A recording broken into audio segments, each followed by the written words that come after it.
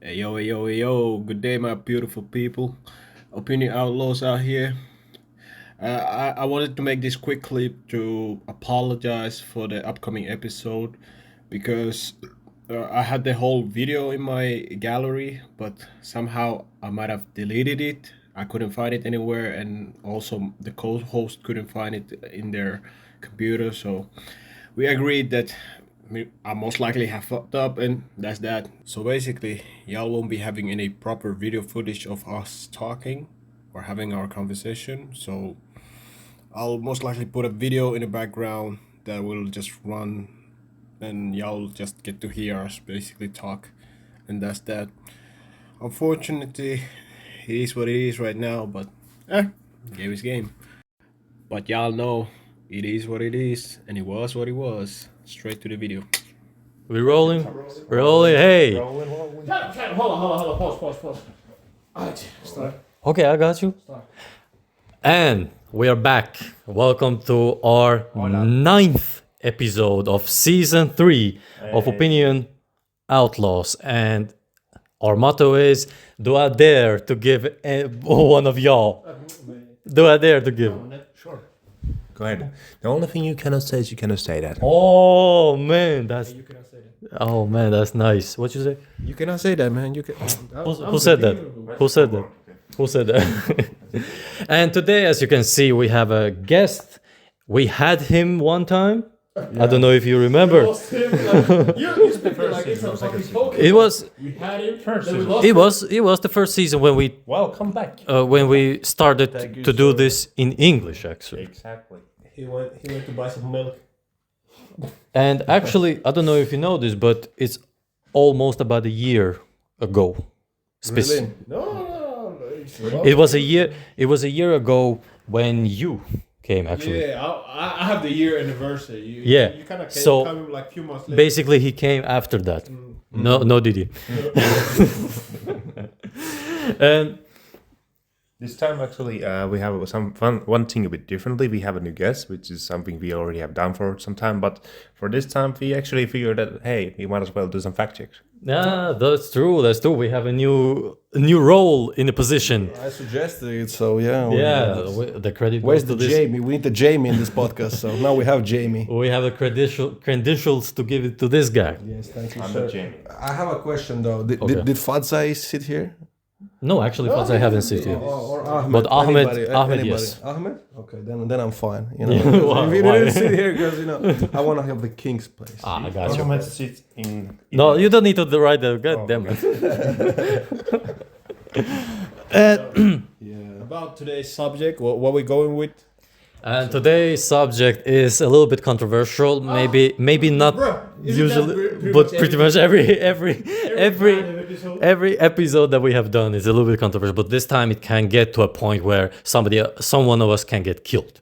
So Yo. buckle up. As always. As always. In our podcast. As always, there is no podcast. This time we will be talking about politics, and basically we will be saying things that maybe you ain't supposed to say, Like always, bro. like always. But hey, Spicing it up a little bit. if you haven't watched our episodes, it's over 30 episodes in our podcast YouTube. If you haven't watched any of them and you still think that we will keep I would say political correctness over here, I think you're in a wrong podcast. Very much. He got canceled for that actually. Already. That's why I'm not Jamie. That's why I don't have any say in this podcast anymore. Because I was cancelled. Yeah, but actually, do you want to actually introduce yourself? Because the first time you came here, it's a long time ago. But do you want to introduce I yourself? can introduce myself. Okay. Hey. Make up with that bullshit. We ain't gonna say no. Do you want to introduce? Bitch ass, come on now. Tell people who the hell you are and what is your role and what is your purpose in life. But the thing is, No. But still, 'cause- hey. They gotta know who the hell he is. Because the last guest we had, we also let him introduce himself. So we also gotta give you that same props. it was his first time, so. Appreciate it. Yeah, but that guy, sorry, Ahmed, but you had to come to the previous season, but you did it, so bitch ass. So yeah, tell us about yourself and your occupation and your background and the whatever. So Hey, take the goddamn mic, man. You think it's a free word? my name is funny guy. Who are you though? Last time I was here, who was this guy? He wasn't here last time. Can you introduce yourself to me? Hey, you know me by now. No, this is my good dear friend. So yeah, my name is Mark. I was here like almost a year ago in a different place. You're supposed to say like, hi Mark, my name is Mark. Like, hi Mark. Hi, Mark. Yeah, like clubs of like AA club, club of addicts. So they invited me 1 year ago. They said ratings were down. Mark, come help us. I said, you're sure? I'll do it. This time, Idel wrote me a message. He said, man, ratings are down. You need to bring your shit up again. I said, yeah, man, I'll bring my ass here. And last time, if I remember correctly, this guy wrote my name with C, bro. My name is not Mars. I'm not Mars, bro. I'm Mark, bro. So this time, make it sure it's with K. Thank you, man. I was having this grudge for 1 year, bro. For 1 year, I was waiting till the moment to tell these guys. You wrote my name wrong. You wrote my name wrong, bro. Mars, but Mark, like Mark. Yeah. Next thing you will find that Margaret and future Margaret. Bro, I'm not coming here third time then. I'm not coming here third time then. But I was saying that last episode I told Ideal, maybe you don't know the story, but I upsetted my coach. My coach got upset because of the episode that came. You know the coach. Bitch ass. Yeah, so this time my goal is to upset more people. Let's go. I'm trying to upset everybody that can be upset. And also, if you remember, last time I came, I was a little bit tired. I didn't sleep pretty well. So I learned from my mistake. And this time I didn't sleep at all. So we're doing this with zero power and zero energy. Hey, God's blessing. By God's blessing. I think it's going to be better. Hey, you guys, thanks for having me in. Okay, that's nice. And what about your background? Like, what is your occupation? Do you work? Are you a student, or what do you do? Yeah. So unemployed right now. So like everybody's. That's why we're making this podcast, because every single one of us is unemployed. We have only time, bro. We have nothing else than time, bro. What you mean by that? He's unemployed too, but he just doesn't admit it. Hey, no, listen. This is some racial profile. Black people don't work, right? I'm employed. What y'all talking about? I'm employed. I got a job. I'm still broke, but yeah, he keeps saying that. He keeps repeating that, but his record shows otherwise. But yeah, I'm a bartender, still bartender. I'm not asking anybody to come. Last time nobody came. I'm not asking anybody to come this time. But this time they will come. Please don't come. No, Didi. And so I'm student. Partly, I'm trying to study by myself right now, not in college or in university or anywhere, just studying by myself, trying to learn this life, trying to become a better person. And yeah, that's basically it. Last time I said my favorite food is pizza. It's still a pizza. Jesus. Nothing changed. Hey, but one thing we can agree with, it don't matter if you're in college, university, whatever bullshit, because as long as the most important thing is, as long as you keep yourself as a student for the rest of your life, constantly try to keep learning constantly and open to things. That's what pretty much matters. Because you don't do shit with degree, and trust me, they have a degree, he has a degree, and I'm studying in university, and I'm still like, what the hell? So yeah. What employers need it for some reason. And we still ain't getting no job, so shit. Somewhere it doesn't add up. Yeah, somewhere it add up. But yeah, besides the point anyway. So let's get straight to the topic. And Ideal, as a host, you know what's up. Tell us what we're talking about and how we're gonna proceed with today's episode. Yes, sir. Yes, sir. So basically, like I said, we will be talking today about politics, and I would say the first thing first is good to start off with the basics. And ask, of course, like everybody has the understanding of this, but just a quick brief, and I want you to explain it to us. Yeah. And that's why we called you here, because I know that this guy, just like he said, he's a student, but he's not Student of the game. but student of the game. He's not in university or college or anywhere, but you can still be a student. You can still, like you said, and listen to me. Listen to this guy, what he said. Eternal student is, man, they always so heavy. God damn. But basically, what is politics? How it came about? Why are there? So I think that politics be here like since day one, like before when the humanity became humanity, and we were born, and the first humans landed on this planet, or was born on this planet, depends on what theory you're thinking on. I think that politics was always there, and politics are part of our life. I think that politics are a daily struggle and daily topic to people to discuss and to have opinion on, and a lot of things that happens in this world, they all are somehow connected to politics. Doesn't matter what it is. Is it carbon tax, pollution, overheating? I don't know. Inflation, poverty, wars. It's all somehow connected to politics. Actually, I would like want to ask, what is politics in itself? Because that's probably the first thing that some might not know over there. Because we have heard the word politics constantly, but what is it exactly? Because each of us probably have a different view of what is politics. Because there's the universal like definition of politics, but what is it to you exactly? So let me think. I think that politics is it's a conversation between human, and it's a way to deal with problems and solve problems.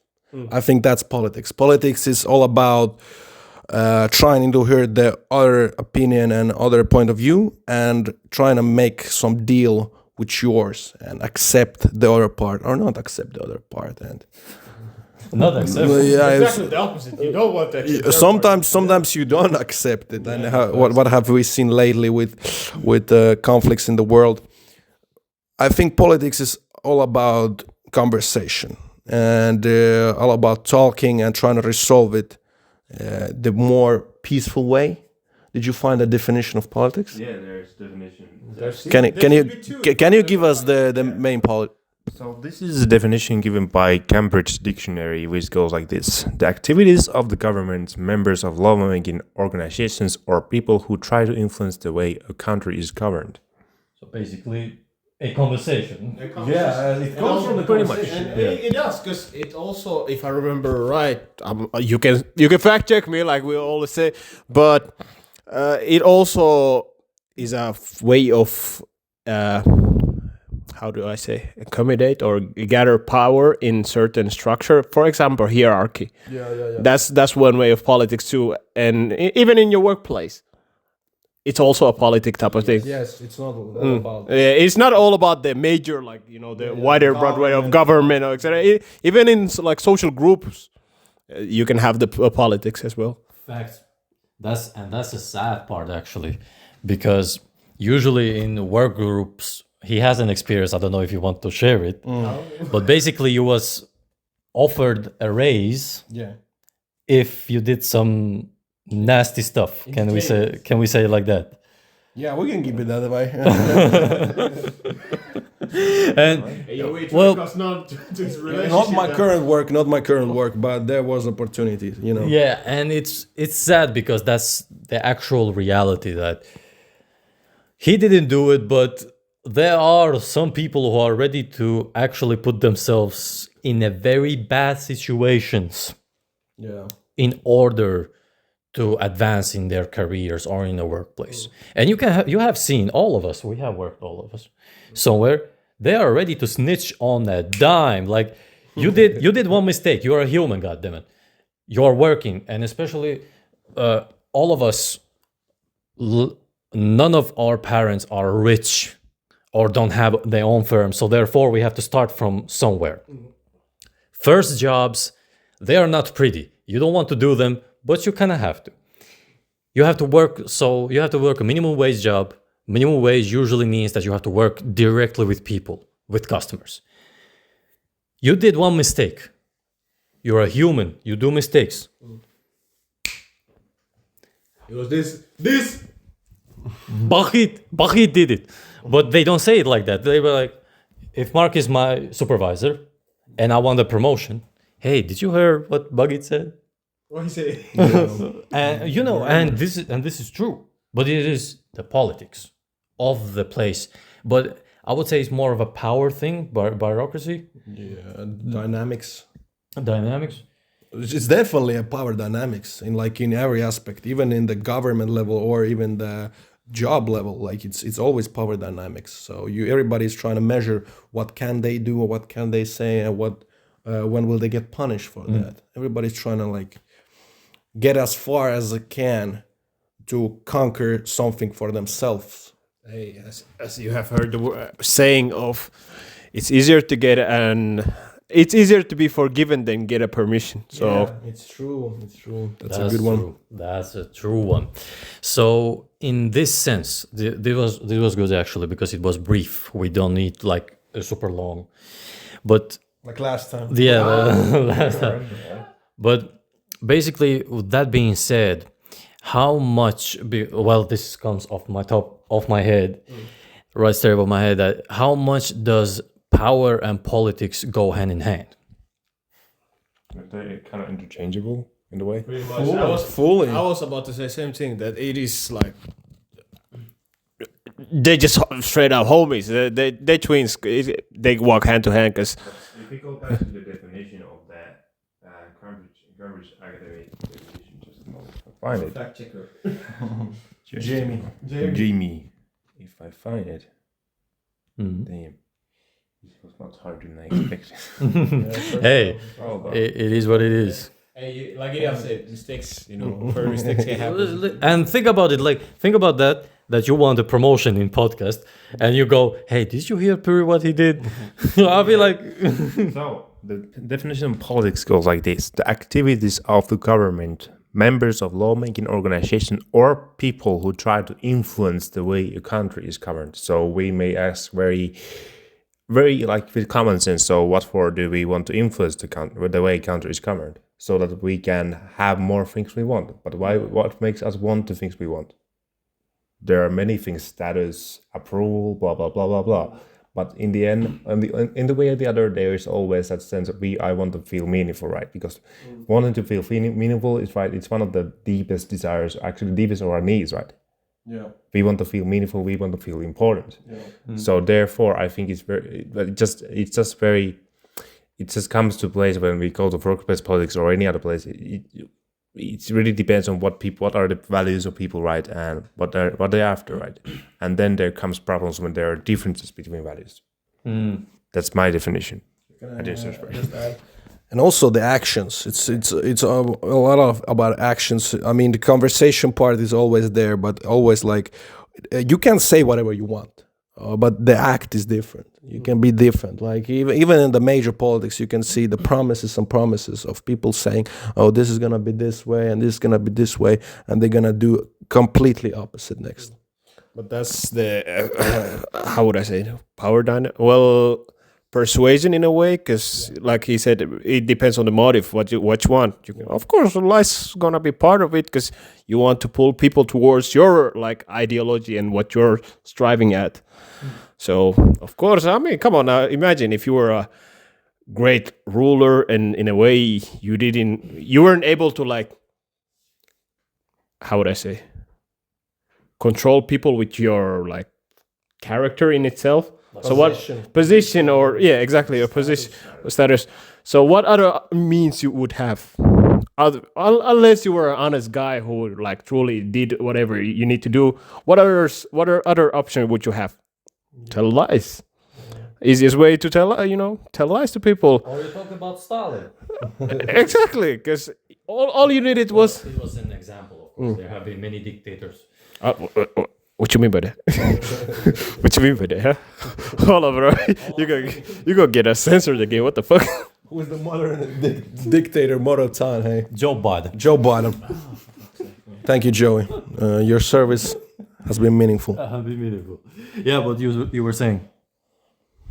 Yeah, I was just saying simply that lies was the easiest way to gather people toward your like cause, pretty much. So, of course you go.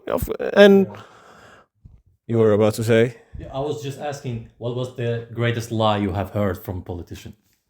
Trust me.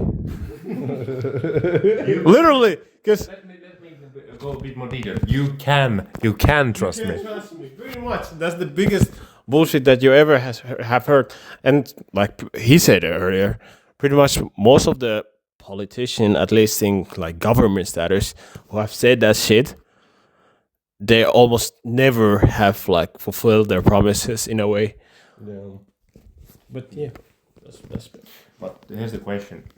Because we live in a world where we have pretty much walk on eggshells about pretty much anything you want to say, because there's this cancel culture is actually after anyone who is even a bit different from the opinion that I'm just exaggerating, but for the most part there is this thing where we need to be more on eggshells. So do you think that we are in a way actually also in a way we need to be partly politicians more or less?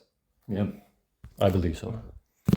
Well, I don't even need to believe so. We are. That's the funny thing, that a lot of people, when you talk about politics or say, they're like, nah, I don't like politics, or etc. etc. But funny thing is that almost as long as you live in a civilized, how the social structure, you will automatically be into politics even to a smallest degree. So. Yeah, I would say. Yeah, you are involved in the You're constantly involved with it. You're involved whether you like it or not. You don't have to care about it, but you still are involved. The big difference, I would say, is the how wide of a politics we're talking about, because there's the like I mentioned earlier about structure between like or hierarchy in workplaces. That's just like small form of like politics, and then there's the wider variety that involves the whole like community or whole like country or etc. That's a different type of politics again. So it also depends on the like. Yeah. You have something? No. Gotcha. And with that being said, lies, every politician seems good, they are nice. My next question is that why is it then so dividing, especially when it comes to these conflicts that are rising in the world? We don't need to name. I think we know. If you have even slightly remotely looked at the news or social media, you know what's going on. Why is it that, well, politicians, they are not going to war, of course, but what makes oh, go ahead. What did you say? That politicians itself don't go to war. There are troops, there are military men who go. And my question more is, it like, why is it so divined? And there is, I would say there is like a easy explosion button in politics that you say one word and there can be a catastrophe happening. What you mean by that? Well, for example, there was an instant not long ago. All of a sudden, there was attacks and bombing. All of a sudden, Could you open up a little bit to our listeners over there who might have lived under a rock for a bit? So basically, there was a conflict, or there has been a conflict since the World War II in Middle East part, and there has been this constant conflict of back and forth. About now it's about 70 years or something. And funny thing is that the kids who have been raised there, they don't know what's going on. They just know they have to hate the other party. But basically, you just one day you wake up or you hear a bombing near your hospital or near your school or near your village, and you don't understand what's happening. But the politicians over there at the top, maybe they said that no, you will never do it. Dare you? And they said bet. Like, of course, I'm saturating a little bit because no politicians ever talking like gangster from the hood. Oh, if they did, I think. Actually, funny thing, actually, funny thing is, hey, this is jokes, but still, I would think if they would start speaking in a like thuggish tone, they would be much more honest with each other. Like, bro, you say what about me now? Oh, y'all gonna catch this fade, yo. Like Kamala Harris, you know, when she's talking to like New Orleans, more like black African American people, she's like, "Yo, sister, you know, sister." Oh yeah, I'm gonna get canceled, but y'all saw. I'm gonna get cancelled, you know, the different type of cancel. But Somebody suicide you. hey, but y'all, but y'all saw the election, the USA's election. Oh my God, bro. You know, the meltdowns. It was such a fine tea, and yeah, Trump build a wall. But no. But overall, the build up for the election was kind of interesting because that's one version of the politics that we're just speaking about constantly, and it was kind of interesting to look at like how American politics are running, or how the government is running with like the promises that you mentioned earlier, how people be promising different things, and the way they speak, the way politicians speak to like normal citizens as well. You saw how Barack Obama spoke to black people, just because they didn't want to vote a certain type of group for whatever reason, and the lies that, not really lies, but the way of manipulation, or way he tried to manipulate people, like, you're black, so you should be voting this, and if you're doing opposite of that, you're kind of like dumb, and the uproar that it brought out.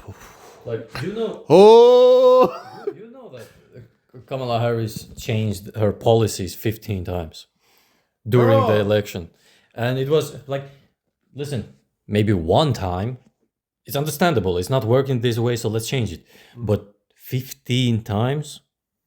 That's insane. It's not even about the 15 times. It's crazy that like most of people, like even I don't know. Maybe I've tried to like Google this shit up, but nobody actually knows what she stands for. Like, except the abortion and the guns that she was. First, she was like, I try and accept it and legalize guns. Then she's trying to take all the guns. I mean, it doesn't take you to be a super smart person to just understand that she's switching from side to side. She does not have a proper structure. She's kind of like fluctuating between like things. Like where the wind blows. Like nobody actually knows what she stands for. In the Trump's case, it's different because people actually knew he stands for those things since 2016. He has been running on those same things that he's been running now, and that's why for some people it's much easier to vote Trump because they just simply know what he's trying to do. And as we know, Trump, because of what I said earlier about thugs, you know. Let's be honest. Trump is an honest thug. Yeah. Like, he is the one reason why a lot of black people, at least, or black community, start respecting him was about like we all know, politicians have motive. They have motive behind what they're like. They might be nice to you, but they still have some type of motive. Yeah. And now Trump is honest with you, with his like politics, at least so far. Because because he like, bro, like, come on, like, imagine he's like. Example about the taxing thing, you know. Remember when Hillary was like, he had the tax evasion. The tax evasion bullshit, and Hillary was like, "Oh, you blah blah blah. He don't pay taxes and bullshit like that." Yeah. And he was like, "God damn, I don't be paying no taxes because none of your friends be doing the same shit I be doing. So of course, come on now. Why did he change the rules? Oh, your friends be doing too. So come on now. Yeah, because." The moment when communities noticed that he was like honest about his even questionable, like how would I say, questionable views, he was still honest about them. That was it. It was a wrap. Yeah. Because And he actually sponsored his own campaign. that's the other thing. He had his own money, so he couldn't be bought out in a way to like fluctuate. Because Kamala, let's be honest, she was a viable, and even the way she got to her rank, y'all know the background. Yeah, I know. Y'all know the back. Fucking Yeah, y'all know exactly. So there's not much. For now, what I can say, those are pretty much rumors. Are they like even proven to be true? Like objectively speaking, we don't know that. But considering the circumstances, it is not like by accident that those kind of accusations come to place. So Well, imagine. Who in such a high rank would be like, yeah, she was sucking my dick, bro? Who would do that? Even in the regular workplaces, nobody go admit it. the services are very shady and very like they raise a lot of questions. And based on how she be doing supporting the abortion laws, I wouldn't be surprised all those accusations were true.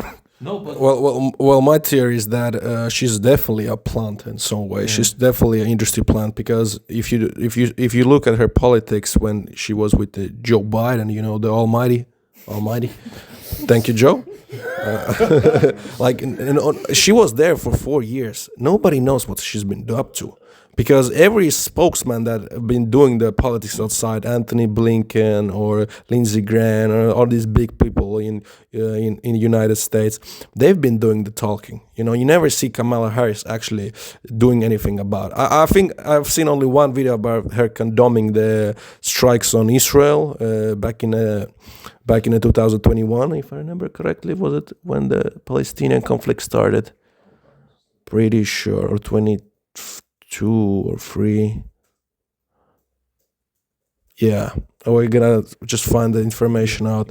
But it's not. Is the Israel-Palestine conflict? Yeah, that one is. 1984. Yeah, but when the bombings, Actual bombing was like, it was 2023, right? I think it was last year. At the Gaza bombing. I think 2023 it was October. 2020. Yeah, it was last year. Yeah, even I remember it somehow. But so I'm just saying that nobody knows what Kamala Harris is up to. And you can see in her speeches and all these celebrities, oh my God, don't get me started on all these people. Like, I gave up a lot. I can honestly know that there's some people that they don't care about politics and they just come there for money. Like I genuinely believe that there's some like maybe Nicki Minaj, some Megan Thee Stallion, they just come there for bank and bounce.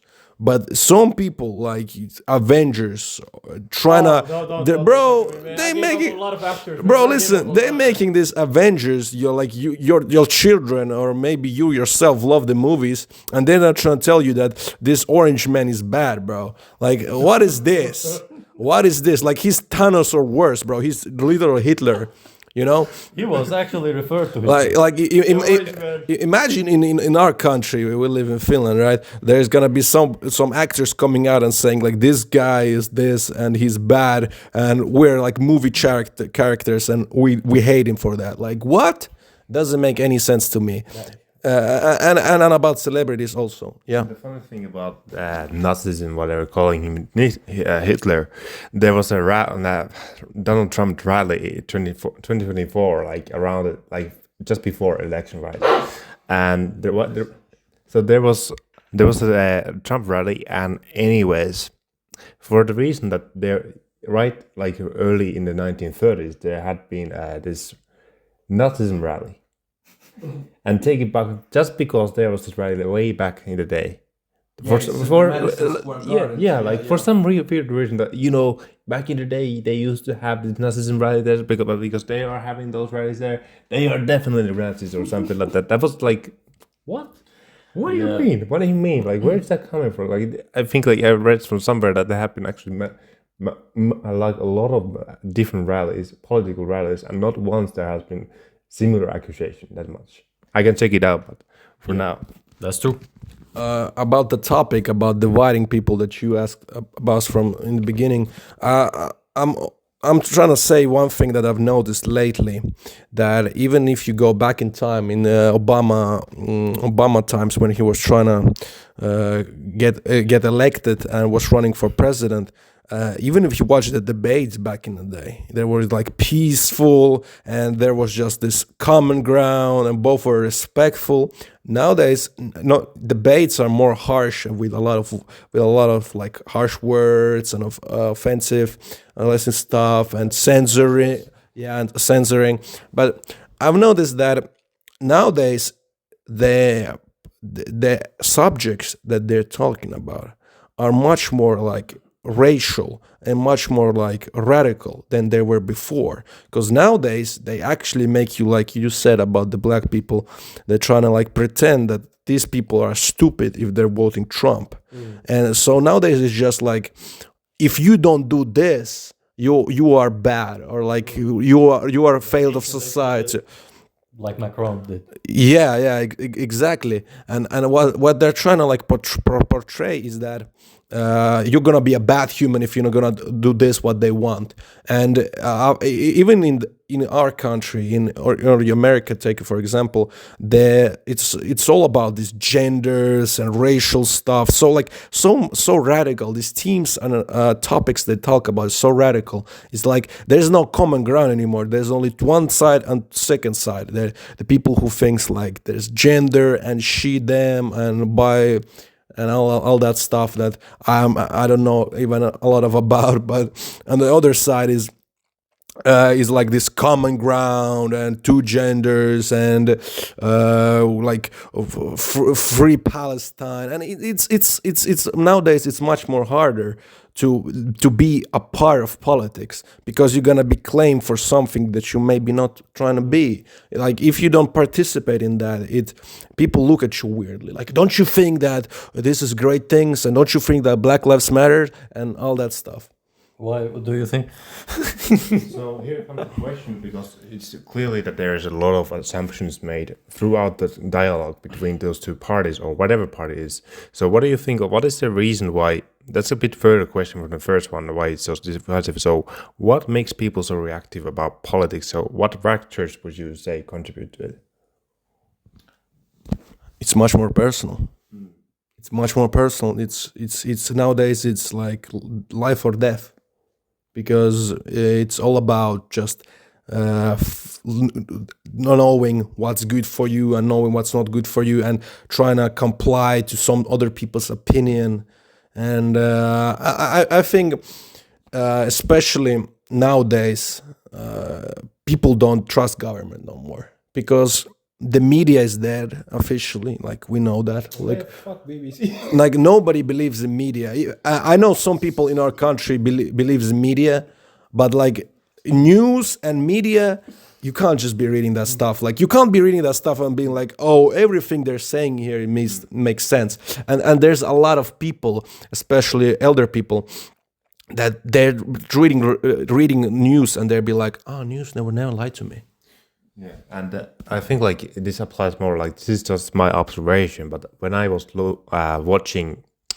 following up with the USA campaign, with the presidential campaign, I couldn't tell like, okay, should I trust this side of the news stories or this side of it, because they are pretty much mocking each other.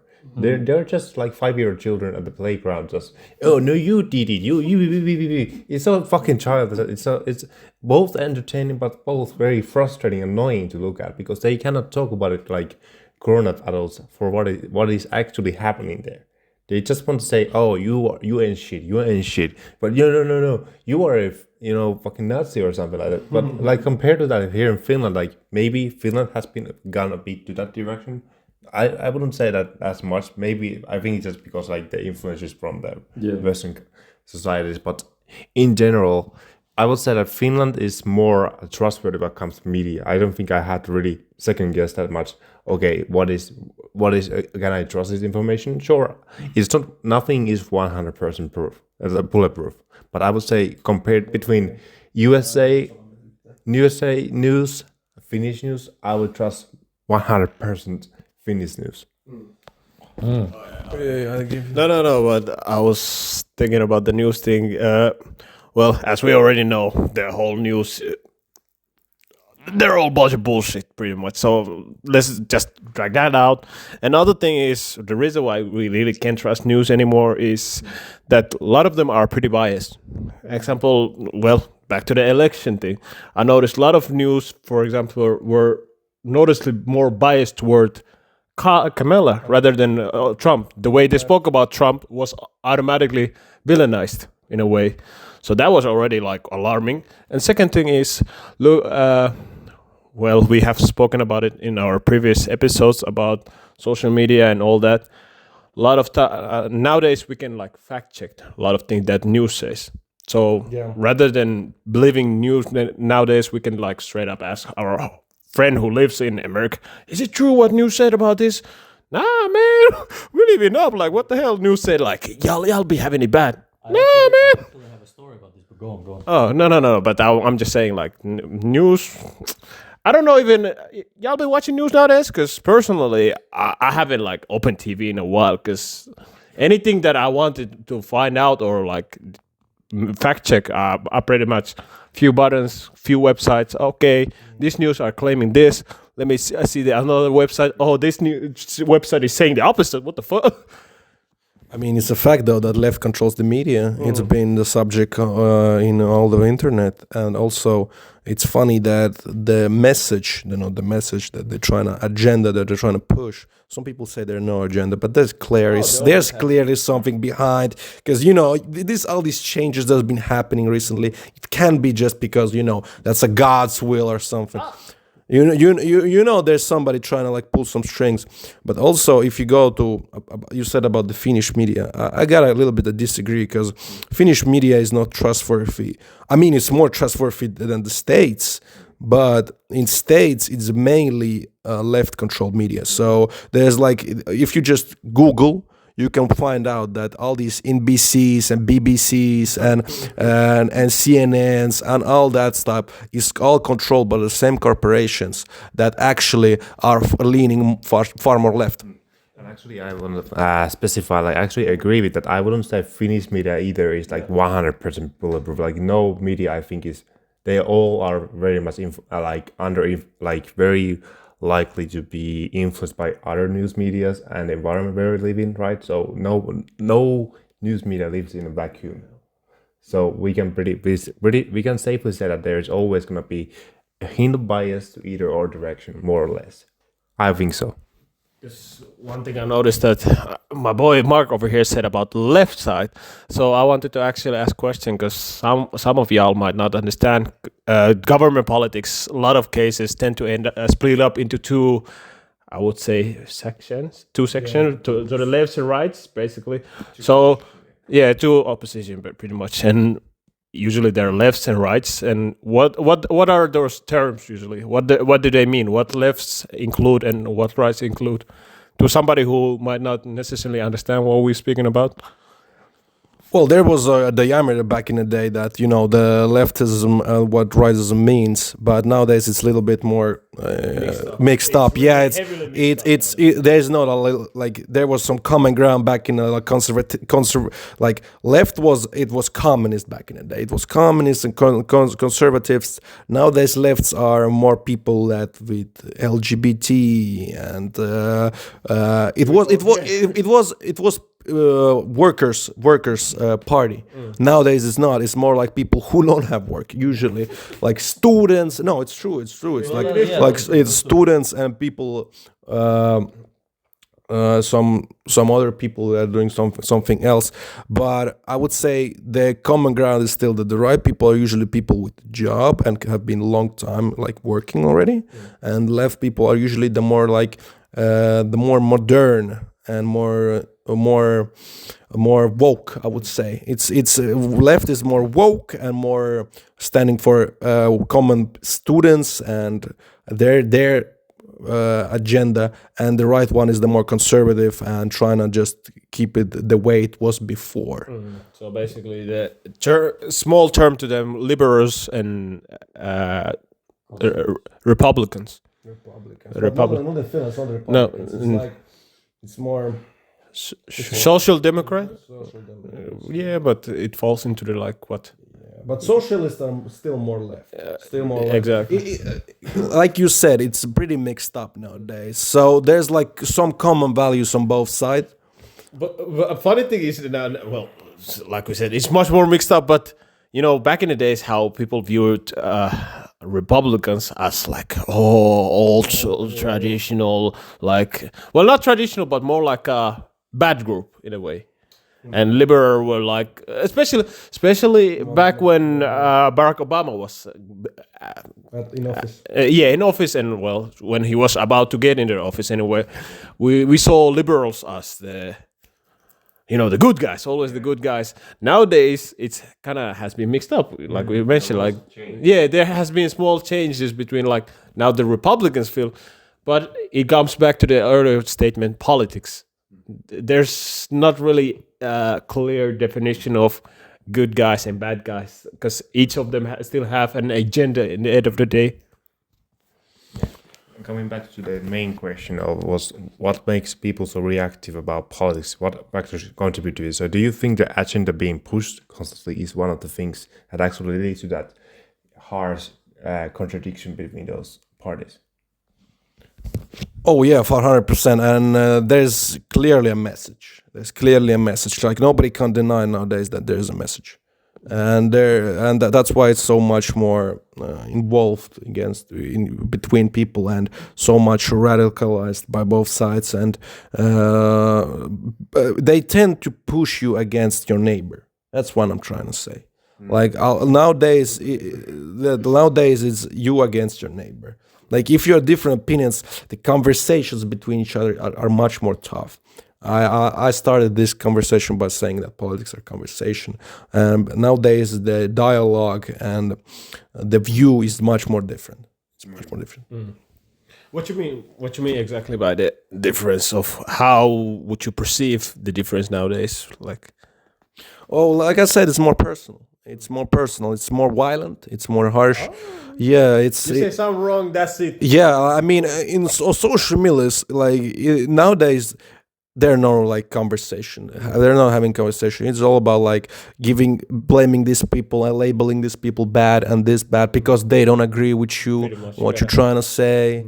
And also you can lose your job if you don't say the right thing. And a lot of people don't discuss this, but if you know, you just can Google in United Kingdom. They're having situation where people post memes on social media and get jail time for it. Get punished for it.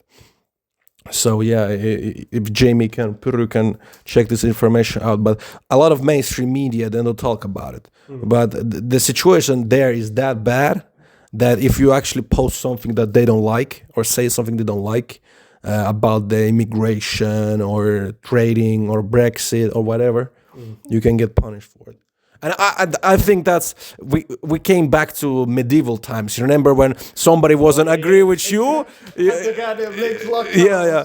They chop your head off. It's getting that way. It's not getting that the softer way. You want to hear the statistics? Sure, give me the statistics. So go ahead. So the first jail, the most trustworthy. Okay, let's not call it that. The first jail terms for encouraging unrest on social media have been handed down as more people are sentenced over the wave of disorder and rioting. More than a dozen people were jailed on Friday for their part of unrest sparked by the killing of 3 children in Southport last month. That's by BBC, right? Yeah. Where's it say about the memes? Some of them just shows game is game, bro. We go risk it for a bit. So this was the article about memes. What? Men jailed for encouraging unrest on social media. So basically, giving out their own opinions about certain subjects in a form of a meme. Yeah. And government deciding we ain't running with that, bro. We ain't cool with that. But it's the same thing in YouTube, for example. I don't know if you have noticed in YouTube this unfortunate war in Russia and Ukraine that has been waging now for the past 3 years. Yeah. 2 years and a half, 3 years. Yes, more years. And it's been sad because every time you make a content about Ukraine, you can see this, that it spikes up, it goes up, the algorithm pushes it. But if you make content about Russia, and one YouTuber actually told about this. This is not me saying it. The YouTuber actually told that every time he made content about Russia, it was either deleted or canceled or taken down or flagged or something.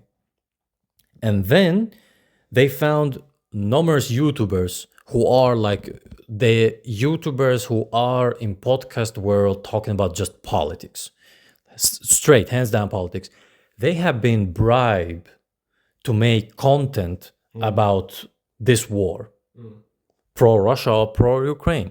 And I'm not talking about small money. I'm talking about bank.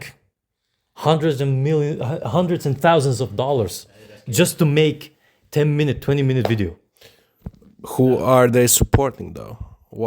They were the people who talk about Russian side or Ukrainian side or their success. Both. Yeah, exactly. Yeah, but what has been mainly what like if you say like I want you to answer me. Okay. Like I have this question. So if they're trying to bribe you, who are they most likely to bribe? The people who talk good about Ukraine and bad about Russia or otherwise? They try to bribe more the people who talk bad about Russia. Exactly. Yeah. Not the good about Ukraine, but bad about Russia. No. That's the difference. However, this thing that I'm trying to say is that when they found, for example, bribing for Russia, pro-Russia, it became immediately out. I don't know if you know these guys. Like, there has been like 4 or 5 YouTubers, hundreds and thousands of dollars they have gathered just by the fact that they made 10, 20 minutes video pro-Russia. And when they got asked, hey, where did you get the money? We don't know. Somebody came up to us. They said, you know what? If you make this kind of content, here's the money. Politics. That's what I'm saying. That's what I'm saying. The story I wanted to tell you about was the fact, this what you said, that how the news portray the whole thing. For example, in my country, there was a terrorist attack from the neighbor, can we say it like this? In Yugoslavia. I'm talking about last year. Oh, okay. He ain't even ancient. He's about the modern days. What happened yesterday? About a year ago, maybe year and 2 months, something like that. Basically, what happened was that the police sniper killed 3-4 nationalists from the other country.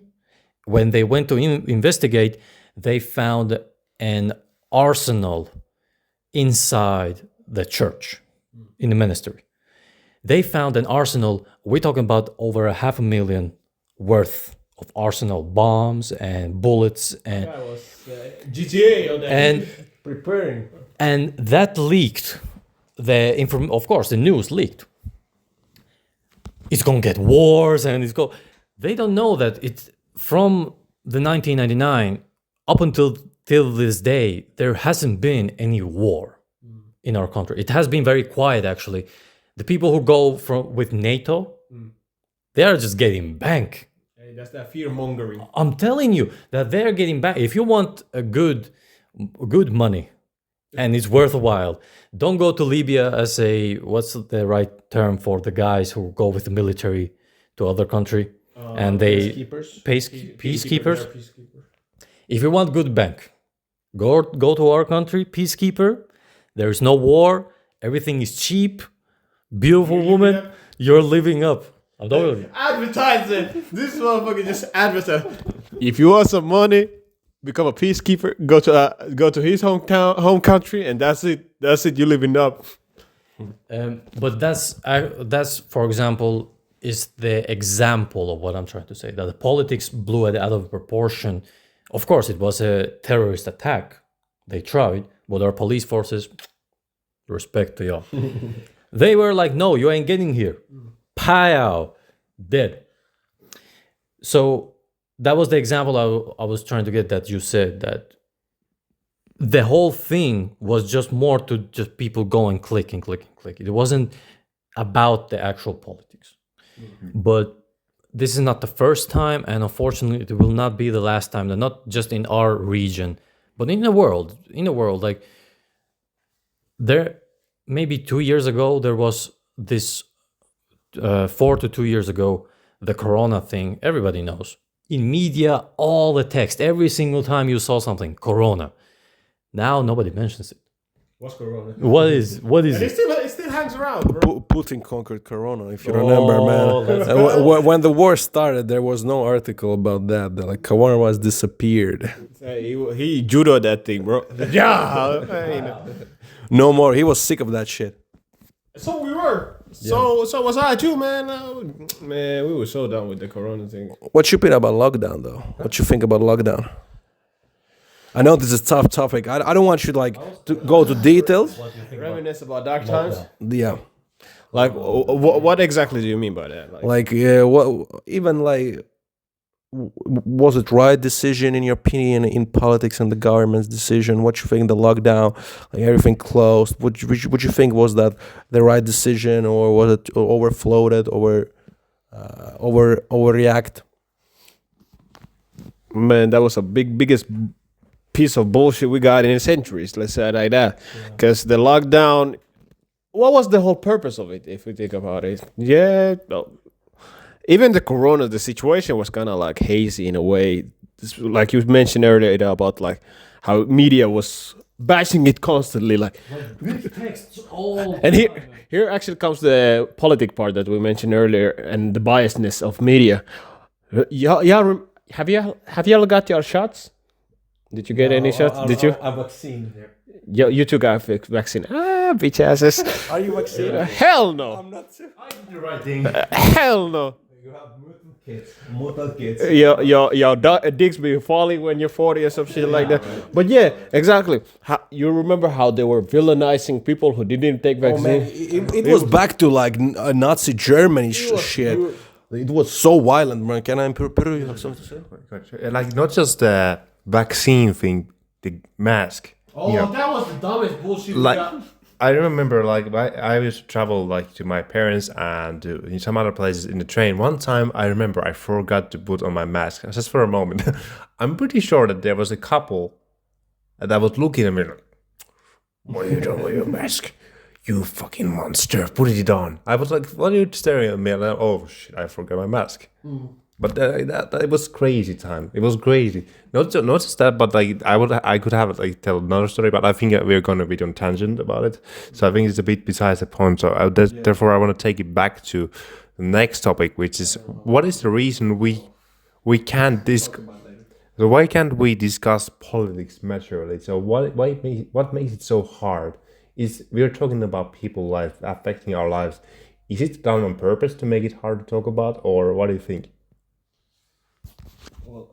Because Indian, if I may add, Indian, it is all about like talking with each other. Okay, so I want this, you want this, because we have so different ways of seeing the world. Of course, that's very complicated. But do you think, in a way, the people who uphold the power also on purpose make it a bit more difficult than it needs to be? But who holds the power? Yeah. Who holds the power, bro? Tell us. I don't know. There you go. Well, I will say like this, kind of like what y'all mentioned earlier, that it's personal. That's one. And two, I would say in a way that yes, government is kind of making it difficult to talk about politics, because what is the government's purpose? To divide.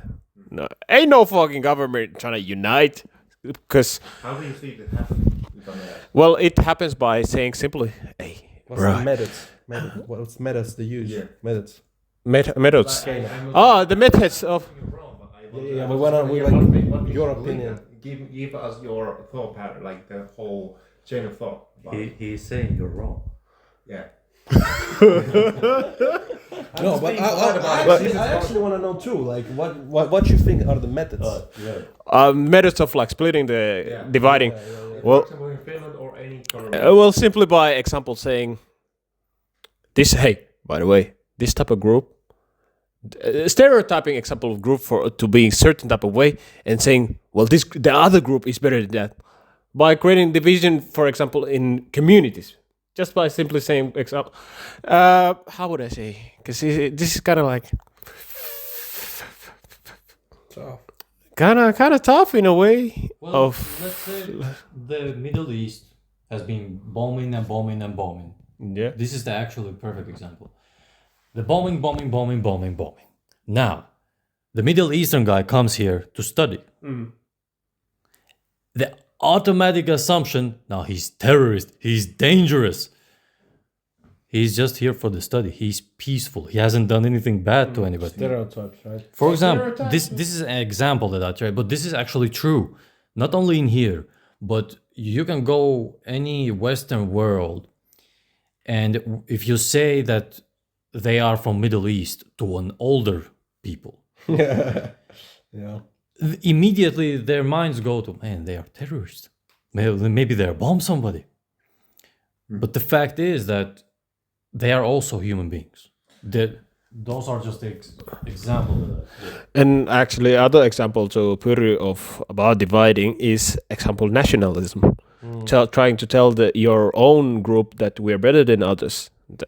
Well, we got a great example. A lot of countries that do this right now. That our country is the best country, and everybody else is lesser than us, and we better stay up. And you can imagine that chain of thought when you're constantly pushed into that, thinking that we're better than the other one. And if I may interrupt, I'm just the reason I'm laughing because it's funny because to name one country where the nationality is 100%, let's say Germany or 100% French or whatever country. Tell me one single country where everyone is pure national of that country. Well, I mean, multicultural thing is not common in Hungary or Poland. I mean, yeah, there's a lot of refugees nowadays because of Ukraine, but mostly in those countries there were like less refugees and immigrants and all that stuff. But yeah, you're right. There's like no country with just fully just one nation of people. Yeah, pure. I mean, but don't you think? But don't you think that? Aaron. But don't you think that in some countries the multicultural thing has went too far? And I'm not saying just because of the immigration. I'm saying because of the politics that happen in that country. What I mean by that is that, for example, we take some country, right? And people tell you about these people are bad because they're behaving bad in their own country, and you have these pre-assumptions and stereotypes and all that stuff like Ideal said right here. But don't you think that in some countries it's still a little bit like it went for too much, like a little bit too much, like they don't have a proper grip on their country anymore? So there's that kind of lack of understanding about like, okay, we have this kind of culture, but therefore we make assumption of another culture, or because we have this way of doing, but they are doing something different. It's bad because it's not us. Yeah, Is that what you mean? Yeah. And also, I mean that they lost the grip to hold people like united together, because you can see in some countries they can take the immigration or refugees and all that stuff, and the country works perfectly fine. But in some countries, Sweden, I was about to say that too, but like UK, UK. But there's some countries that they clearly lost the grip because they couldn't handle, because they were too like peaceful and too. And soon, yeah, they didn't challenge anybody, and they were kind of like embarrassingly like just kill everybody in, just nobody just to hate them, like France or Germany after Second World War, when they took a lot of immigrants in because they were like, oh, we're embarrassed of past, we don't want it to happen again. Oh yeah, it actually reminds me of like during Second World War, right before. A few months or weeks before Second World War like officially began, what happened because of like the history of First World War, the countries, France and UK specifically, they wanted to avoid the whole Second World War. So what they would do to Germany would be that they would give them like certain like, how does that, like they were very adjustable. Yeah, they were bowing a lot, like no, you can do it. You can just do whatever, as long as there is no war. You just do whatever you want. And pretty much that's what Germany did. Okay, cool. I have this new playground. I will just do whatever I want. And they were like, no, don't do it. Don't. But you know what? Actually, do it. But then when they came that final day, they said, you know, if you attacked Prussia, is it Prussia? Persia? And I know, like, I mean, not Poland, but the country it was prior. Prussia, yeah. When they were about to attack Prussia, and they were, no, but now if you don't do it, if you now do it, we will declare war. But at that point, Germany was already much bigger than it was at the start, right? And they were pretty much screwed. And by the time Germany reached UK and not UK but France, they pretty much just conquered the whole country. Not UK but France pretty much. But that's the thing, like giving too many is it allowance for that word? Like giving too Tolerance. Being too tolerant isn't always good, because sometimes you lose the sense of it's not so black or white. You have to have boundaries. Having boundaries is not bad thing. It goes to every relationships, career, whatever you do. It's not really. It's not like being racist. If you have boundaries, hey, it's not okay if you kill people. Hey, it's not okay if you touch whatever, like other than consensual. So it's. But I think we have come to because all this wokeness is happening. Because we don't want to come across as racist. This is my idea. I think that's why people are overly tolerant, so that they won't even accidentally come across as racist, and therefore we forget that we have to also have boundaries. Having boundaries doesn't equal hate. I don't know if that's probably that's not the only thing, but that's the thing I kind of feel like it happens a lot there. But that's the agenda they are trying to push. That they're all the time that if you have standards, you're a bad person. Horrible person. Horrible person. You all have seen That's this. how we came back to the topic. That's how divide people, right? No. To what I mentioned about when I said about nationalism. You remember what happened before Second World War? How Germany became what Germany became. It didn't require a lot of this, and that was it. Because it just. They were just discriminating Germany from the start. Yeah, we say it again: divide and conquer, and pretty much. But hey, I have a question actually. You're supposed to have a lot of questions. No, I have a lot of questions, but the conversation is going so smooth. So I was like, Cause some friction there. But basically, my question, this is maybe off the topic, but still on the topic. Have you ever seen a person who is homophobic, racist, transphobic, and they are depressed? Have you ever seen? I don't know how I feel about that question. Should I be worried actually about that question? Because why did we look at each other at the moment? Let me get this straight. The first instant I get from that question, if you are transphobic, if you are homophobic, it's okay. It's okay because you're not depressed. You made it sound exactly like that. The weirdest pause was the moment that we paused for the moment. You gotta clip it, bro. Everyone started looking at each other. But it's an interesting question to say at least. Have you seen a homophobic or transphobic person who is depressed? Homophobic, transphobic, and racist. Have you ever seen them depressed? Maybe they're just ignorant. Are they depressed or not? That's the question. Maybe they're just unaware. So they are not. Why? Hey, you don't. So basically, the solution is ignorance. Ignorance is a bless. Yeah, sometimes. But Wait, shut up with this bullshit. So hold on. How about the times during when ignorance leads to pre-assumptions about people, therefore the racism and therefore violence? Is then ignorance a good thing? Of course not. But man, what the fuck are we speaking about? A depressed person. No comment. No comment. You don't Yeah, so here's a demonstration of politics right now, and as you can see right now about the dividing just right now with the phobia and so on and racism. hold on. But yeah, back to the topic again. What was the actual question? Yeah, no, the actual question was that why is it so divine? Why is it hard to talk about it, and why is it so easy to when you speak about it, it's more like, hey, don't say that. Like it's very touchy subject, and it's interesting to see. But I'm gonna ask you guys this. Well, it's not in a questionnaire, but I have to ask you this. Why is it that it's more of like either you're right or you're left? Either you're this or you're that. There's no that much of a middle ground. And more so, I want to ask you that is there, for example, a place where you're not even right or left, but there are like a whole spectrum that you can be this, you can be this, you can be that. In ideologic terms, because politics is ideologies convert to conversations. What do you guys think, or should our guests start with the answer? Or do you have anything?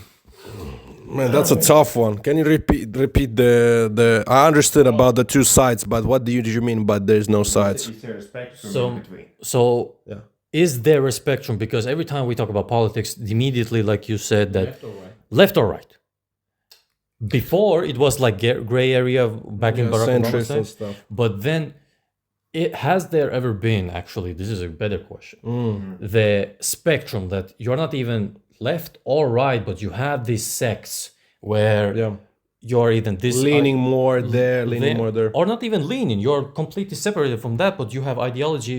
For example, in the Muslim countries, the politics are based in the religion, is ruled by religion law. Yeah, but there's no like lefts or rights, right? Between in those countries. I don't know how much they have that. Yeah, I think in those countries because the government pretty much decide a lot. So I don't think you can actually in those countries to be like free on your opinion and having the left thoughts or right thoughts or centrist, because they kind of like give you the idea of what's happening. You know, same but goes to Russia. If you see like. They're not really the greatest. Yeah, man. I mean, Russia is guilty of having the. I mean, you can definitely be different opinion, but the one opinion that goes it's the one that the government decides. Yeah, the one the government decides is usually the right one. You know, you can't go miss it. Like you always win if you're team government. You know what I'm saying? You're not gonna lose, bro. Like just take the one vote you have. But I think this is a pretty tough question. I think we kind of answered the main topic question you had. I think we kind of can move further. I don't actually want to. But if you want something to add, of course. Yeah. I think like it really depends on the frame. What kind of frame you are setting. If we're talking about definitely we can see the spectrum. But if we're talking about the place from the frame of the person who identifies as a like strong leftist or right politics person, I think like they don't see anything but their side. The other side is wrong, evil, blah blah blah, and anything in the middle is wordless, piece of shit, or just weak. I think indecisive person who doesn't have like a lot of views. Although I think it's just lazy thinking. I think I like however you say like I am this and this kind of person outside of politics. I think this is our way of trying to feel that we know who we are. If we are say I believe I am leftist, I think this more tells about that person that they just want to attach themselves into something so that they can feel okay. I know myself better than majority of people, and there's the people in the middle of spectrum who are taking a bit alternative steps to different kind of direction, but they don't know shit. They are always thinking about things and they can make up their mind, but they're kind of like encourage, and then there's narrative encouraging when you jump into conclusions, not even asking questions like is it actually so, is it actually the way we think it is? There's not already that much open dialogue. I think this is like you're evil because you believe like that people should earn their money, and and vice versa. You're evil because you think everyone should get an equal pay, even though one works and another one doesn't. So I think it comes from the place like this guy. I won't comment on that, but anyways. Basically, he described what communism is. But no. But he has a point. He has a point that there has been Karl Marxism. Is that an agenda right now? Agenda. Hey, I'm a politician, right? Communist. But basically, what he described was communism. Like it was a time where everybody would get the equal amount of pay, regardless of what you do, how much you contribute.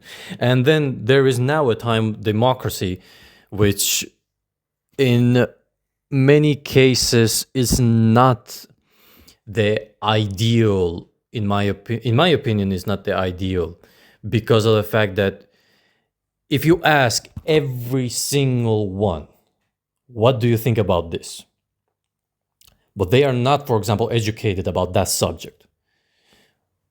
Then I can put my thoughts in their head. I can make them feel or think what I want them to feel or think. You know what I'm saying? Well, basically what I'm... like seducing a female. I Why? was just about to say that. How does it sound like you're talking like a Casanova or something? Yeah, I will be in their head and I'll make them I feel. will stimulate their fantasies and make them think certain things. Yeah, and then they feel so certain ways about certain things. Yeah. Guys, I'm gonna be honest with you. I don't know what the hell you talk about. All right. I can only say that... Moving on. Hold up. All I can say is that I'm a virgin. Listen, man, do you have any more questions? The question is actually future of politics. How we blah blah. How we see it evolving. America 2025, baby. Make America great again. Listen, let's be honest. With one thing is gonna be true. With Donald Trump stepping in office, the world is gonna cool a little bit down. Doesn't matter if you're Democrat, Republican, elephant. Doesn't matter to me. You can be anything you want. I'm just saying that at this point in time that we're having Donald Trump in the cabinet of the United States, it's gonna influence Finland too, in fact Finland too, and Europe too, because United States is a big player. So Europe is a United States bitch. Yeah, we are very is dependable. We are very dependable. yes. So the world is gonna cool a little bit down, and at least that for future is a great news. I can comment on this one. Anything else? No, not really. I mean, I pretty much agree on that part that it was a good choice that we got our big boy Donald Trump into the office because like you said, of course any politician has their own agenda and we might not fully trust what Donald Trump is going to do in the office, but based on the option that we got right now, he was way better suited for the office. And how we have seen him previously when he was in the office, back then people were still talking shit oh, he gone blah crazy blah blah blah. But when he was in the office, actually a lot of shit changes and went to the better route. The thing that a lot of, I would say, liberals are saying right now is that it's more about money, and that because of course when Donald Trump is in the office, people's lives are gonna get worse. Only thing that is gonna get better, actually. What I have heard is that people outside America, their life's gonna get even shittier. America is gonna get better because of dollar, and Donald is gonna improve their economy, but everything else is gonna go shit. And I'm yeah, I mean, how does that work? If economy works over there, and the only place I can see that will be messed up is the war places now, because the money that USA has put into these wars is amazing. I don't know the exact number, and I don't think anybody of us... You can't even write it down, bro. You can't even write it down. Is and this is not some secret. We can see somebody is sponsoring you, brother. have you heard the amount of money? Because US and Europe have a kind of agreement that they have, example, to pay certain amount for the Ukrainian war. Bruh, the amount was going crazy. Yeah, you can fact check it too. Because Sorry, you were saying. no, because keep in mind, and also now that Donald has went to office, he said, bruh, he's gonna hold Europe accountable for all that money that they be using up. Because the percentage what USA has like put into this goddamn agreement was noticeably way more than what any other like country in Europe has paid, even though they have agreed on it.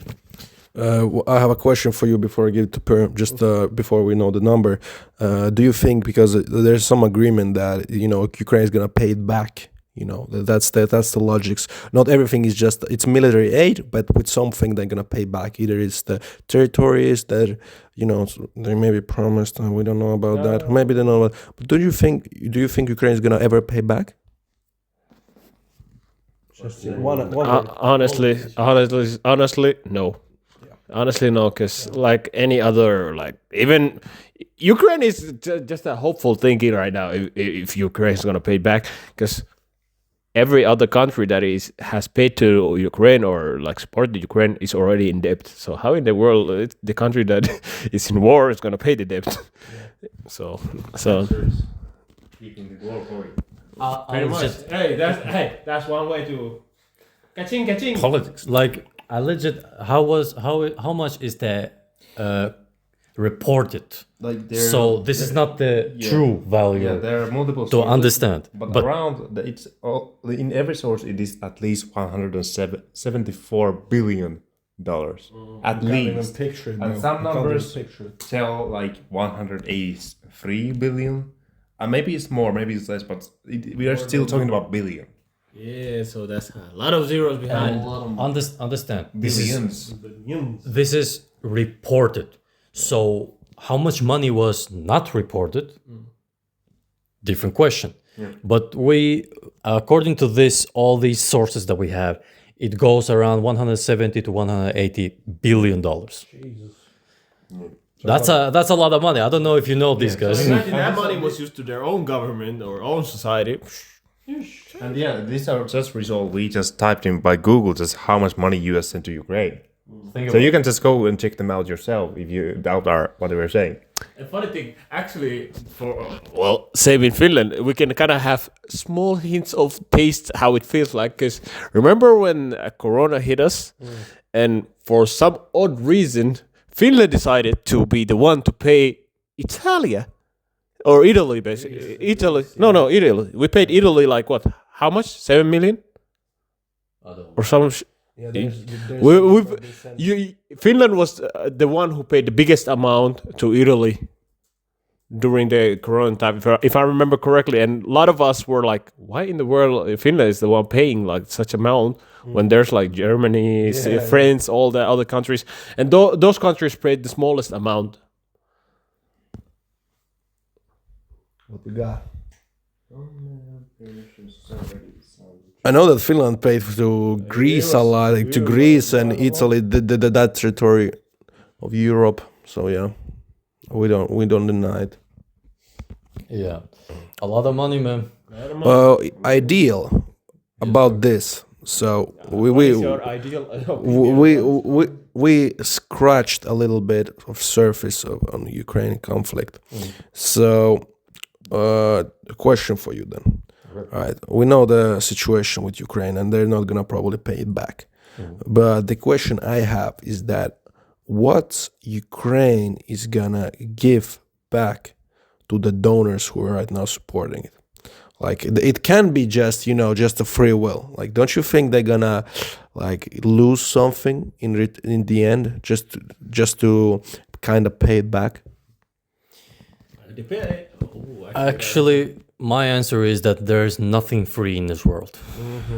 And I'm telling, like, P. Diddy actually proved us that if you want good record label, come to his party. Yeah. You know this. I don't need to hide this around. No party like Diddy like Meek Mill liked it, so I don't know what to say about that. Moving on. But Justin Bieber. I believe that because I saw actually a video 2 days ago where President Zelensky shook hands with BlackRock executives and Larry Fink. And the other company, I don't remember its name. Vanguard's executives. Like he shook hands, it was like buddy, and I was like, God damn. Something is not adding up. Why he is buddy with these guys? But basically, how I see it go is that all this debt that Ukraine has gone over, the purpose of it was, of course, that there would be this money laundering. Unfortunately, Who said that? who said that?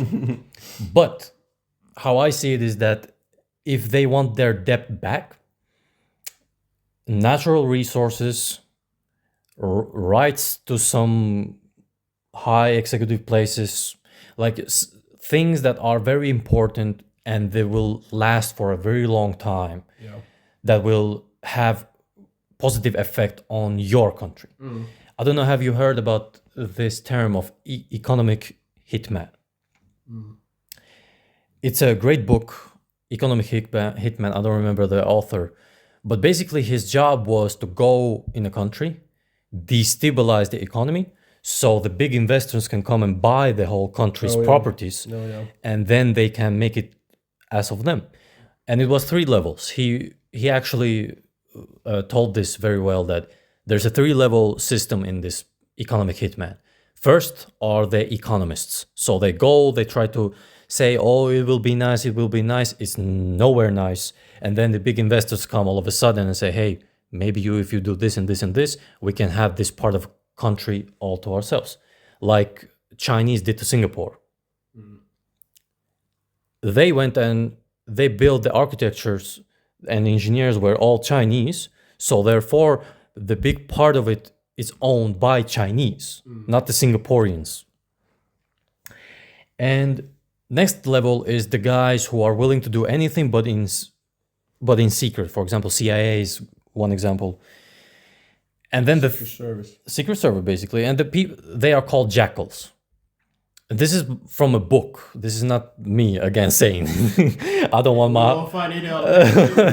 Like I shot myself 16 times. Oh, he drowned by accident. And the 3rd level is military. So basically, if 2 levels don't work, the 3rd level is military. So they go and they make the military go do their job that they're supposed to do, to go and conquer with force. And I saw this happen in this Russia-Ukraine conflict, that Ukraine, they were trying, well, the history goes very, very back, but Ukraine was tried to be economically destabilized for a part of it. Then Russia was very uncomfortable with it. And then when all it came to shove, happened what happened. She happened. Hey, happened what happened. Everybody knows what happened after that. But what I'm trying to say is that nothing is free, and there will be payments. Just the question is that what kind of payments and where will be paid.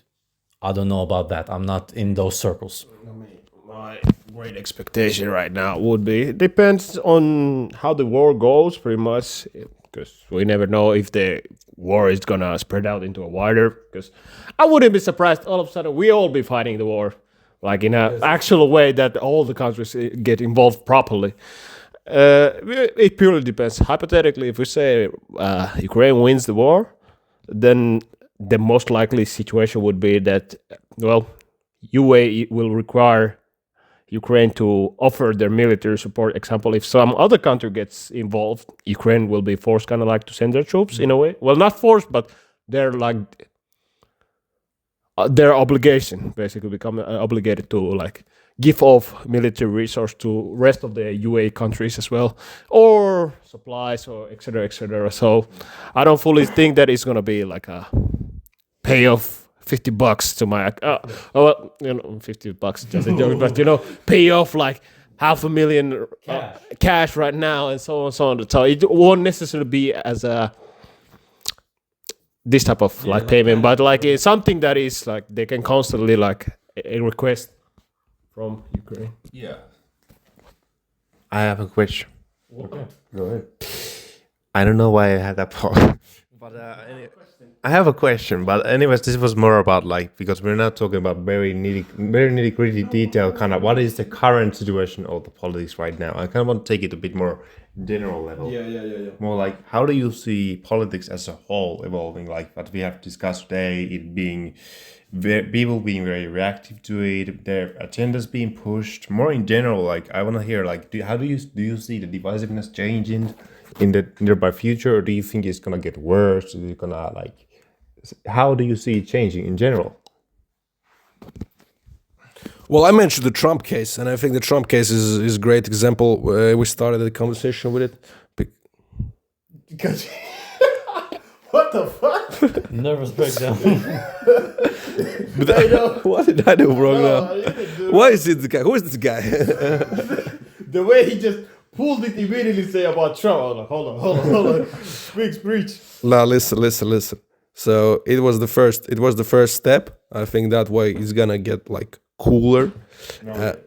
It's gonna calm down a little bit, but it's hard even from our perspective because a lot of depends, like the inflation and stuff. Because in Finland, right? If you look in our situation right here, because money don't come from east. Right now, we can't get money from east, the electricity, the gas, all that stuff. So the Finland depends a lot on Europe and not the trading that with east that usually provide us with a lot of money, and it remains a question what's gonna happen in future because the Ukraine situation is unfortunately a lot of depends on it because it depends how it's end. It's gonna affect us and the rest of the Europe because they're trying to sanction Russia too, and Russia is a large economy with a lot of resources, like nature resources and minerals and gas and all of that stuff that can be provided here or elsewhere in Europe. So it depends on what happened there. Also, situation with Israel, we haven't mentioned a lot, but we never know what's the situation there. I don't know how much it affects Finland right here because the Russia-Ukraine situation is close to our border, and that's what they warmongers and globalists always say. It's close to our border. It's next to us. Yeah. So those two are big questions right now. Oh, yeah. But considering all the context here, do you see it at all likely that we will ever get to a point where we are actually able to have conversation about politics without being like labeling people or shaming them for believing different way? Not in the next 5-6 years. I can't even elaborate why. I just have this feeling. It's sort of you can feel when you talk to people, and you just can feel the anger and the emotional side, and you just feel like you don't want to talk to them maybe right now. And it almost right now people are so hostile to each other and so angry. There are a lot of angerness, like in Joker. Biden. But so in the next 5 or 7 years, I think the change won't come. If you ask me when the change won't come and why, we can never know. Yes, exactly. But if you're gonna ask me like when do I think it's gonna like settle down to the level that it was before, I genuinely have no answer for you. I genuinely don't know. Oh yeah, and I think nobody. And actually, I can ask that question when it's gonna happen. But like the likelihood of it happening, maybe that's even very hard to really kind of think about or reflect upon because there are so many variables right happening at the same time. But just to kind of I just googled some comments from random people in the internet and just some reading just out of a few. Smart? I'm not gonna give any names. There are fans. Fans. I'm not gonna say that even. I'm just gonna read about a few comments on there, like just some things that people have said here. Politics usually stem with people's personal values. When something strikes a chord, many avoid it because they don't want to interact, or they engage because their core, they put their values first. It's really just human nature. We like this, therefore we protect it and attack anything that try to touch it. Yeah. So I myself, I kind of agree with this because we tend to identify this goes a bit more. This might sound a bit woo-woo, but like in the end, it's really like I think it's because we identify with what we think or feel we tend to think we are our thoughts and feelings, and therefore we think our political ideology is who we are, and whatever threats us means danger. What means danger is usually in the past, way back in Stone Ages, meant death. But because we don't make differentiation between imagined danger and real danger, therefore we just, for the sake of just because it's just familiar, we just want to attach ourselves to it and don't even question why we might actually want to think an alternative way. Yeah, You're done. my 2 cents. Gotcha.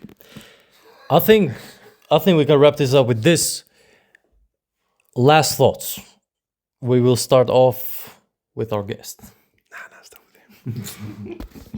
What you mean? What you mean? You just threw me under the bus. But yeah, We are promoting Black Lives Matter. man, that was a.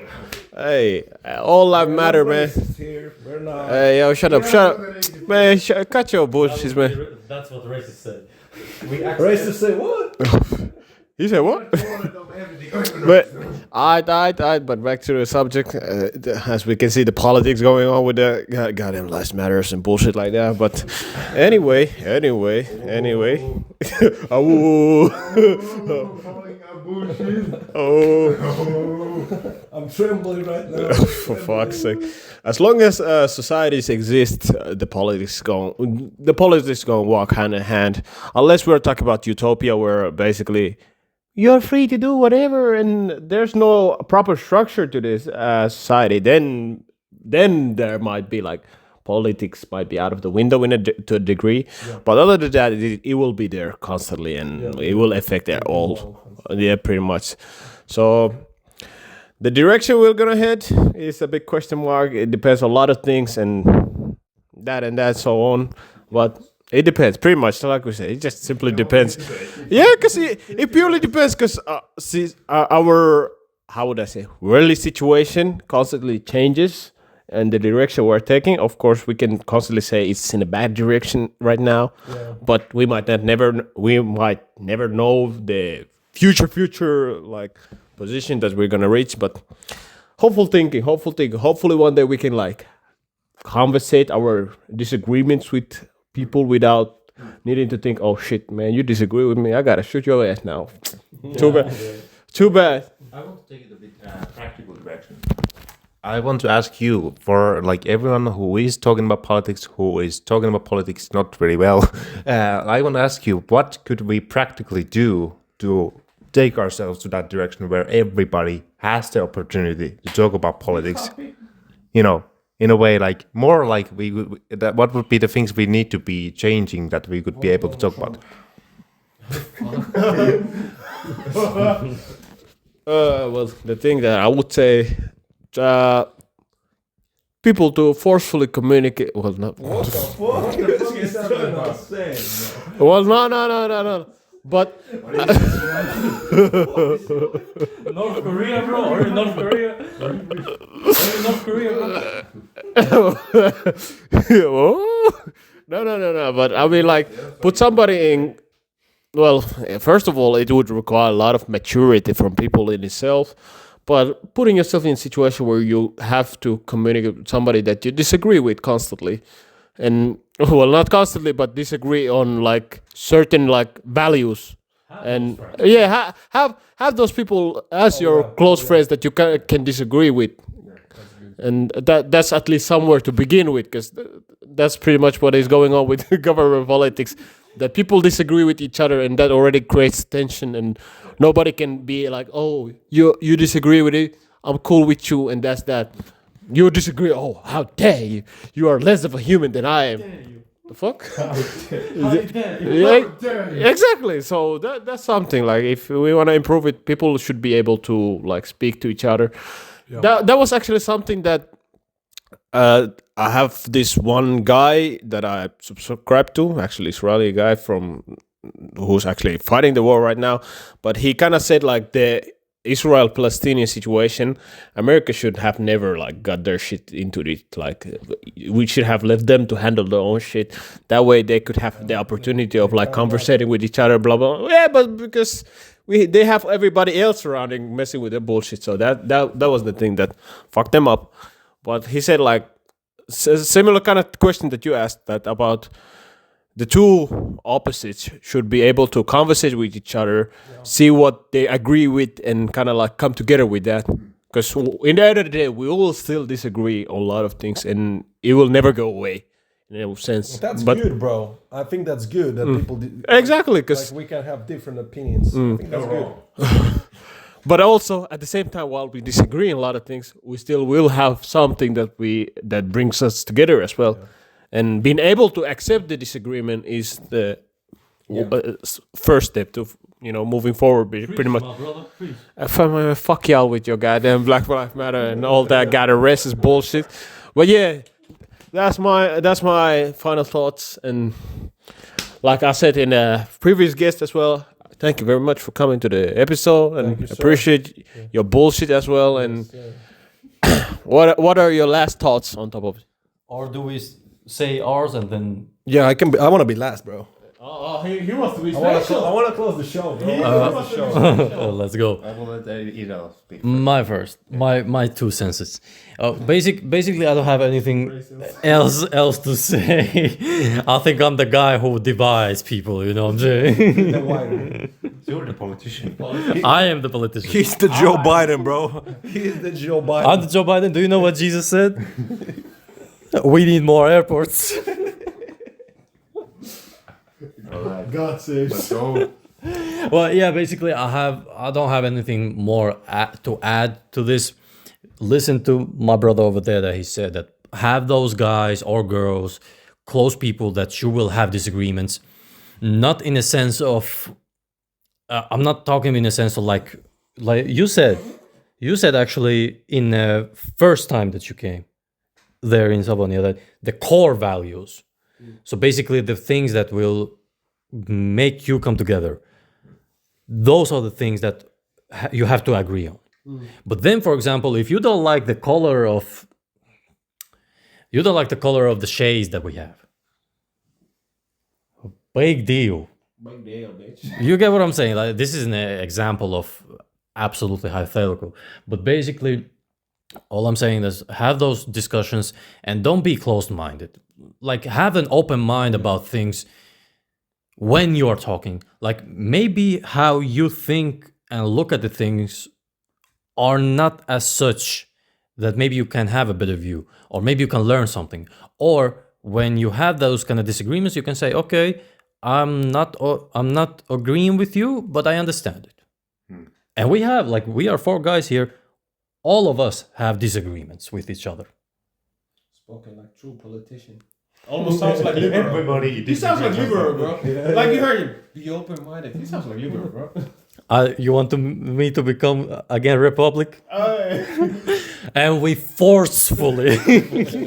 That's communist right there, bro. I'm quoting you. Hey. He must have forgot. Hey, Joe Biden. Joe Biden. But yeah, that's my 2 senses. Understand the politics, that how it goes, and of course these are just a scratching. Like, we can go on and on about the topics about politics and the history and how many times the things have changed. But these are my last thoughts, and my last words is thank you for coming. Yes, sir. I appreciate it. You appreciate it, the good, the bad, and the indifferent. Your thoughts. Last thoughts. I think many things, like especially like disagreements like this, where there's a very strong emotional reaction to things. It's never like you can never look too much into yourself. I think that's one thing everyone could do more. I don't even think our environment really that much encourages to reflect on our strengths or weaknesses that much. And I think that would be a very good starting point, like asking yourself, okay, so what are my strengths and weaknesses? Is there something I'm really good at, or is there something where I could improve upon? When you learn to know yourself better, you learn also to kind of predict how other people behave. I'm not saying that you learn to know him exactly, but you have better ability to kind of decipher certain thought patterns, right? Yeah. I think that would be something that everyone would benefit from. And for example, learning how to reflect, learning how to adjust your emotional state or those kind of things. And definitely have already, like this is a bit more like on the side, like have a hobby that gives you also physically like aware, like active, right? Which also kind of improves your thinking. Those kind of things, very practical things, I think those could definitely contribute to a lot for you to have better chances of being able to adjust your emotions, your thinking, and therefore when someone says something out of pocket that makes you usually react like, oh my God, you're wrong, you're a piece of shit, you know. Maybe at that time, when you have those skills in place, it takes practice, but eventually at some point you might be able to just step back and think, okay, actually, is it that wrong? Is it really that horrible? Jamie, relax, you're a computer guy. You put me in this position. I'm the preacher with computer. I'm unstoppable. No, let him preach. I like it. Anyways, so the point is like learning to know yourself and learning the skills that help you to know yourself. Damn. Yeah. I mean, he's a preacher. What do you expect? You just gave him steroids. Yeah, that's how it goes. That's how it goes. What with laptop? Laptop. Nobody's gonna stop me. Unstoppable. He has all the knowledge now. Our guests. Yes, sir. Last thoughts. Again. Wow. Second round. Wow, bro. I think you said it, everything that you summoned everything pretty good, man. I can't even add anything new to the conversation. But I just want to say two things. First of all, guys, thank you for having me. Guys, it is amazing. I hope you write my name finally right. I wrote it down there. Oh, it's not there. Let's access there. Let's access there. It is there. But you know, Ahmed, I know you were before me on this podcast, bro. You did a shit job, bro, and you didn't came to the party, bro. We all remember that. We all remember he didn't came to the party. Neither did he. Neither he did, bro. Bro, they're all faders, bro. We gonna have that rivalry already. Well, I'm gonna mention it. We should both. Listen, remember last time I was here, I was calling Kartik Vaisana out. I said I beat his shit up. You know that guy. Listen, you're still a pussy, Kartik. You're still a pussy. Going a bit on tangent, but you know, you heard what he said. I'm gonna say one thing, bro. You dodged me last time, and you're not dodging me next time, bro. Grandpa, accept the fight, bro. I have been waiting, bro. It's been 1 year. I was 1 year ago here. And the guy got stitches. He got beaten up in Hesburger, bro. In McDonald's, he got beat up by some random guy, bro. What is this? The only reason I accepted this podcast first time is because I wanted to PR our fucking fight. It never happened, bro. This is always a distraction. This was the real intentional invite. Yes, I was here selling our fight, bro. And the guy didn't care, bro. Oh boy. All go to the task and just all the things we were talking about, just forget about it. You heard Politics. it. Yeah. This is politics the finest, bro. Hold on. How did we just end up from like telling our final thoughts to fucking face off, indirect face off to fucking fight? Like what happened, bro? Unresolved. So this is what happens. This is what happens. You don't resolve. You don't resolve things. You don't resolve things. Bro, come catch the face, bro. Hold on a minute. All right, but on the serious note, I think I thought that was serious as well. that was serious, but we can forget the old man. Let him be. I'm gonna say this, guys. This was a great podcast. I see a lot of future in this podcast. I think the topics you discuss here are pretty good for socially and just to people to have a thought on and discuss with their friends, like you said, and family. I think that having a strong mindset is great and having strong opinions are great, but you need to always have that little edge, like to let somebody give their opinion to you and have like common conversation with them and giving them slight edge about, hey, maybe this is how it's supposed to be too, or maybe I just hear this out, or maybe you can change your mind. And I think those things are great for us because you can't be just fully just in yourself and being like, yeah, I know everything for 100%. Like that can't be just everyone. Everybody has flaws. Everybody does mistakes, and everybody has those sort of space in your opinions and a view of the world where you can just let somebody in. And I would say, guys, that I will come next year. Like I said, if you invite me, I will go in the next season. Let's keep it. Let's keep it once a year. Let's keep it once a year because I'm a busy guy too. And that's basically it, guys. Thanks for watching and have a great night. You heard the man. Wrap it up like you wrap Thanks for watching. You know what to do. Like, comment, subscribe. If you don't, well, that's your choice. You're in the wrong Peace. place.